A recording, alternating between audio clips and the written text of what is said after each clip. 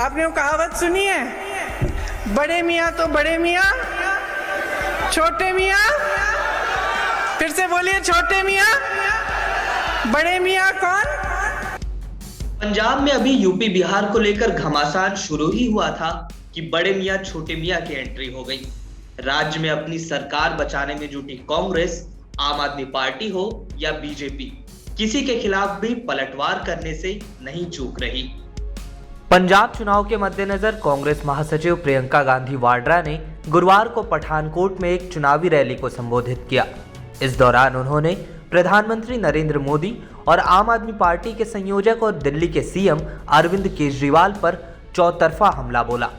प्रियंका गांधी ने प्रधानमंत्री नरेंद्र मोदी को बड़े मियां तो अरविंद केजरीवाल को छोटे मियां बता दिया। आपने वो कहावत सुनी है, बड़े मियाँ तो बड़े मियाँ, छोटे मियाँ, फिर से बोलिए, छोटे मियाँ, बड़े मियाँ कौन?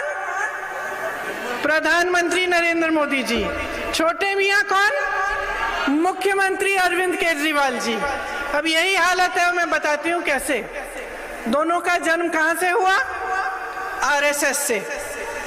एक आरएसएस से उभरे, दूसरे ने एक आंदोलन किया हमारी सरकारों के खिलाफ, जिसका पूरा समर्थन आरएसएस ने किया था। एक ने आपको गुजरात मॉडल दिया, 2014 में पूरे देश ने उन पे अपनी आस्था डाली, उनमें गुजरात मॉडल बोला और उनको वोट देके जिताया। कौन सा गुजरात मॉडल देखा है अपने देश में? उनका अब गुजरात मॉडल हो गया है, 2 गुजराती उद्योगपति हैं उनके, उन्हीं पर मॉडल चल रहा है। पूरा देश बेचा जा रहा है उनको। गरीब की कोई सुनवाई नहीं है, विकास की कोई बात ही नहीं है। अब दूसरे कह रहे हैं कि आपको दिल्ली मॉडल दिखाएंगे। मैं दिल्ली की हूं, मैं बताती हूं दिल्ली मॉडल। कोरोना में आपने देखा क्या हुआ? क्या हुआ दिल्ली में? सड़कों पे लोग दम तोड़ रहे थे। सड़कों पे ऑक्सीजन नहीं मिल रहा था, सुविधाएं नहीं थी। क्यों?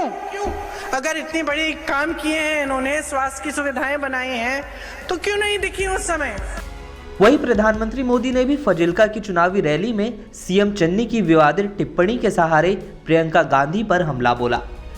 प्रधानमंत्री मोदी ने बिना नाम लिए प्रियंका गांधी और चन्नी से सवाल किया कि संत रविदास कहाँ पैदा हुए थे। उत्तर प्रदेश में बनारस में पीएम मोदी ने पूछा कि क्या आप संत रविदास जी को भी पंजाब से निकाल देंगे। प्रधानमंत्री मोदी ने दोहरा वार करते हुए कहा कि गुरु गोविंद सिंह जी का जन्म कहाँ हुआ था?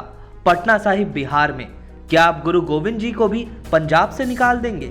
प्रियंका गांधी पीएम के हमलों का जवाब कुछ देर बाद पठानकोट में ही देती दिखी। किसानों के लिए ऐसे कानून लाए जा रहे थे जो किसान के खून पसीने की मेहनत की कमाई उन्हीं उद्योगपतियों को देने जा रही थी। ये थे कानून। आप सब उसको अच्छी तरह से समझे। आपने आंदोलन किया। जो प्रधानमंत्री कल यहाँ पठानकोट आए चुनाव के लिए, वही प्रधानमंत्री अपने घर से बाहर 5-6 किलोमीटर नहीं आ पाए उन किसानों से मिलने के लिए। 1 साल उनसे आंदोलन कराया।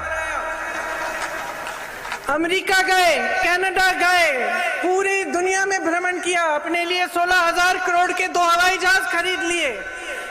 गन्ना किसान का जो बकाया है 14,000 करोड़ है पूरे देश का, वो नहीं दिया। 16,000 करोड़ के 2 हवाई जहाज खरीद लिए। पूरी दुनिया का भ्रमण कर लिए, लेकिन किसानों से नहीं मिल पाए। एक भी बार अपने घर से नहीं निकले, आए नहीं, पूछा कि किसान भाई खड़े हैं, मैंने खड़ी हैं। 1 साल हो गया है, शहीद हो चुके हैं 700 किसान। प्रियंका गांधी वाड्रा ने लखीमपुर हिंसा का भी हवाला दिया। उन्होंने कहा, पीएम मोदी एक बार भी आंदोलनकारी किसानों से नहीं मिले। इसके बजाय उनके मंत्री के बेटे ने अपने वाहन से 6 किसानों को कुचल दिया। वहीं दूसरी ओर पंजाब के मुख्यमंत्री चरणजीत सिंह चन्नी यूपी बिहार के प्रवासियों के बारे में दिए गए अपने बयान के बाद अब बैकफुट पर नजर आ रही है। सीएम चन्नी ने कहा कि उनके बयान को तोड़ मरोड़ कर पेश किया गया। हमारा उनसे 9 मास का रिश्ता है और प्यार है और दिल से है, इसको कोई निकाल नहीं सकता। लेकिन कुछ मेरे बयान को इन्होंने अपने तरीके से पेश किया है। मैं फिर कहना चाहता हूँ कि जो दुर्गेश पाठक, संजय सिंह, केजरीवाल जैसे लोग बाहर से आकर खलल डालते हैं, मैंने उनके बारे में बात की है। लेकिन जो यूपी, बिहार, राजस्थान या जहाँ जहाँ से भी लोग पंजाब में हम आते हैं और पंजाब में काम करते हैं, पंजाब उनका भी उतना ही है जितना हमारा है। इसी कड़ी में कांग्रेस महासचिव प्रियंका गांधी ने एक बार फिर पंजाब से अपना नाता जोड़ा और कहा कि उनके ससुराल वाले पंजाबी है, इसलिए वह पंजाबी परिवार की बहू है। जनसभा को संबोधित करते हुए प्रियंका ने बार बार पंजाब से अपने कनेक्शन पर जोर दिया। मैंने सोचा ये पंजाबियत को कैसे समझेंगे। पंजाबियत को समझने के लिए उसे जीना पड़ता है। पंजाबियत एक जज्बा है।